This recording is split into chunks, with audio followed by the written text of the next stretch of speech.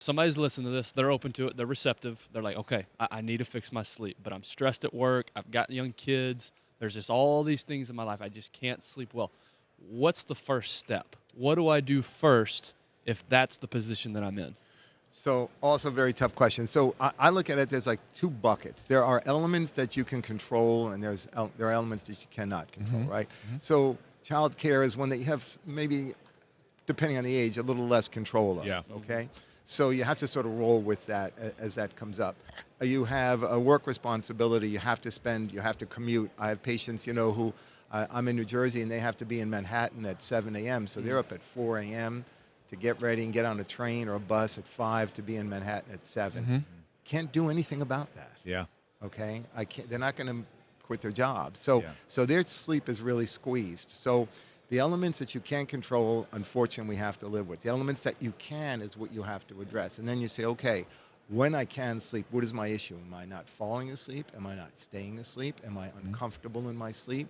And then, then you break that down. And that's where really, I think, the benefit of a sleep specialist comes in, who can go through an itemized list and say, here are the things that you can do. We're all being squeezed. I was telling someone just the other day, there was a time, we all have our own sort of circadian rhythm, okay? When our hormones, when our body wants to drive, but there's also external factors that trigger that.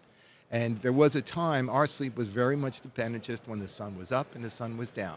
Okay, then along comes the light bulb, and a lot of people, just kind of, I would say anecdotally, blame the light bulb for our loss of sleep as a culture, as a world. Well, that's a little much, but what that tells you is that then you weren't having to wait for the sun to go down and go to sleep. You could stay up a little later, and now we become obviously we have been for years a 24-hour, 7-day-a-week global society. Right. Okay, so there's no going back. But that's an element that you can control. That when you've designated your time to sleep, you need to shut it all off. And so, to your question, is you can control the elements that you can, and it may not be perfect. Sure. And you don't have to achieve perfection to have improvement. That's a great point. Right. Yeah. That is an excellent point because anytime, and we just talked about this, building habits, you think I've got to go all in or I got nothing. It's a complete failure if I don't change, if I don't overhaul. If I'm not sleeping 9 hours a night, I've failed. So let's go into that. Let's get into that as far as external distractions that can harm your sleep. So, there's kind of a standard list of things, and you all have named a few of them, right? So the biggest impact is, our technology. Okay, and we did a huge study a number of years ago at our institution. We went through, we had a survey of over 3,000 high school kids and looked at their sleep habits, and they were horrible. And the best part was, for us, was that they were very candid and, basically said, oh yeah, I go to bed 9 or 10 o'clock. My parents have me in bed 9, 10 o'clock. And by, 1 o'clock, I'm still on my phone. Now, that doesn't come as a surprise to us, but it was interesting to see it as hard data. So I think the number one thing is shutting down your technology. And we, generally about an hour before that, not only is it because of stimulating the brain, but that blue light thing that you mentioned kind of inhibits the release of a hormone that promotes sleep, melatonin, that gets delayed. That delays your sleep onset. So that to me is really number one. Then you look at your sleep environment. It needs to be quiet to the extent that you can. Unless you have a little 2 or 3-year-old crawling up in the bed with you, which is a good thing because when that goes away, you're going to miss that. Right? So you embrace. I love the humanizing. You embrace that now, suffer with it, and then when they're 21 and you look back and go, I miss those days, it's not so bad. Okay?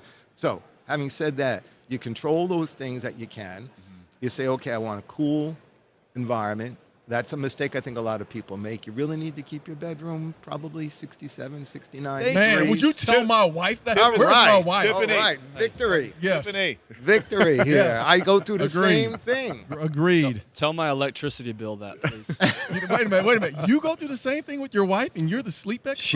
She wants it warm, and I'm kicking. I'm saying, we can't do this. We can't do this. So I win, but it's a tug of war. All right, it shouldn't be, but it is. So why does the cooler room affect our sleep? Great question. So one of the triggers to promote sleep is that your internal core temperature drops. So okay, think about back when you were all younger and up all hours of the night, And I would bet that there was probably times, maybe 2, 3, 4 in the morning, you were exhausted, and you get like a chill.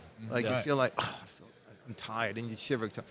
That's your body's core temperature dropping because of your circadian rhythm. So, but you're fighting it, right? Your body wants to sleep, and you're trying to stay awake, okay? Yeah. So what helps to promote that drop in temperature is external temperature and internal. So when you have a very hot room, your body temperature is now working harder to drop because the external temperature is higher. Yeah. If y'all can get your wives, like I did, to lower the temperature, it makes that internal temperature drop more efficiently. Yeah. Yeah. And you say this. Now, I've gone through the process. My wife likes it hot in the room, right? So I have my Sleep Number bed, and it came with the chiller. Yeah. All right. The chiller comes on about 1 o'clock. And I'm telling you, my sleep has absolutely changed. It cools down the body. Yep. And now I'm not waking up as much as I used to. So that's the thing. We have that as well on mine. We've got the chiller as well because that was a way to sort of solve the problem. And that's the benefit of the bed is that you can, if you want a cooler and she doesn't, you can achieve it. Yeah. She should have it though too because it will help promote her sleep. To be honest with you, but I don't care about her sleep. I care about my sleep. in the long run, you might. Yeah. What about like a cold shower or something like that? Is there any quote unquote free way to get the same effect as the chiller? Can you do a cold shower before bed? What other things can you do? Yeah, so the problem with the cold shower actually is that if your body perceives that sort of shocking cold outside, it may generate some heat to try and warm itself up because it's an externally like very cold temperature. It's going to be colder than 67, 69 degrees, right? You're not taking a cold shower at 67. Your water temperature is probably in the 50s. Right. That's kind of a shock. So then it's going to have to try and compensate. So generally, if you took kind of a warm shower, maybe an hour or two before, so then the body's like, okay, I got to cool down. I'm a little warm. And then it starts the process, okay? You turn off the electronics. You make the room dark. TV, I'm going to be honest with you. I have a TV in my room. I got my sleep guys are probably going to shoot me for saying it, but it's okay if you put it on and you're watching something that's kind of boring or something and can kind of promote your sleep. It's okay. You can't be watching something that you're really locked into. Riveted, Or kind of doing one of these, you're going to binge watch 10 episodes in a row. Don't do that. Yeah, so just turn the Darren Woodson show on, the old show. Just turn that on YouTube, put it on your TV. It'll put you right to sleep. Snore. Right to sleep. They love me. You'll never sleep.